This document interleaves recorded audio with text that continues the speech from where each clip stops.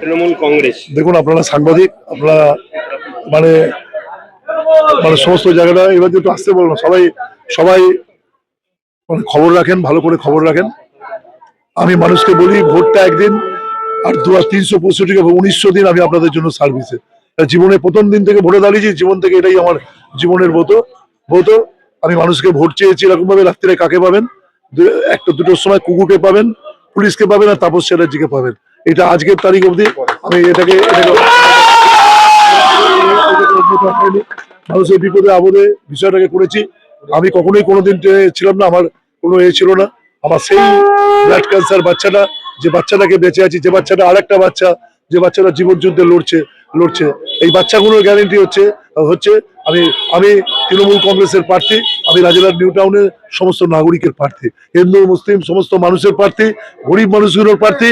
সেই সব চোখে যাদের জল, তাদের চোখে জল মোছানোর অনেক আমি মমতা বন্দ্যোপাধ্যায় এবং অভিষেক বন্দ্যোপাধ্যায়ের কাছে কৃতজ্ঞতা প্রকাশ করছি। তারা আমাকে বিষয়গুলো করেছেন। আমি অভিষেক বন্দ্যোপাধ্যায়ের হাত ধরে যে পতাকা নিয়েছিলাম, আমি আশা করি দলকে 11 বছরে সেটা দলকে প্রমাণ করতে পেরেছি। 5 বছরের বিধায়ক, আমি নিজে কোনো আত্মপ্রচার করিনি। আমি যা অনারিয়াম পাই, 1 টাকা, মমতা বন্দ্যোপাধ্যায় যেমন টাকা নেন না, এটা আমাদের দৃষ্টান্ত। আমি টাকা নিয়ে 1 টাকা নিজের ক্ষেত্রে ব্যবহার করি না, সবটা জনগণের কাছে সবটা বিষয়টাকে করেছি। হিসেব করে দেখবেন, তার টাকার অ্যাকাউন্টে তুলে দেবো, কারণ সরকারি টাকা। মাসে যা মাইনে পাই সব টাকাটাকে বিষয়টাকে দিয়েছি। আত্মপ্রচার করিনি, বা আপনাদের ক্যামেরাও কখনো এটা নিয়ে আগ্রহ দেখাননি। আমি আপনাদেরকে সব বিষয়টাকে রেখেছি। মানুষের সব ব্যাপারের মধ্যে রয়েছে।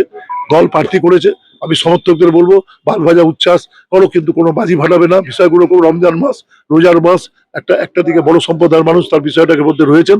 সবাই মিলে সবাইকে আমরা বিষয়টাকে করব। এবং আমি চাই যে আমি মানুষের আশীর্বাদ ইত্যাদি পাই। আমি চাই তৃণমূল কংগ্রেস, মমতা বন্দ্যোপাধ্যায়, অভিষেক বন্দ্যোপাধ্যায় যে আস্থা রেখেছেন, আমি তৃণমূল কংগ্রেসের প্রার্থী।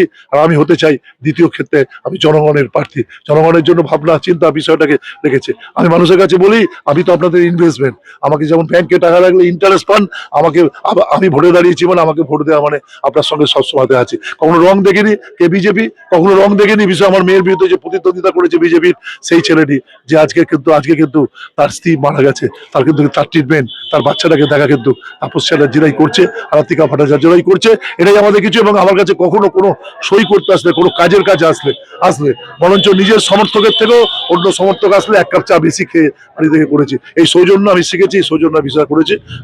আজকে আমার প্রার্থী ঘোষণাতে আমার মৃত মাকে আমি আমার নমস্কার জানাচ্ছি, তার প্রতি আমি কৃতজ্ঞতা জানাচ্ছি। তিনি আমার অনুপ্রেরণা ছিলেন।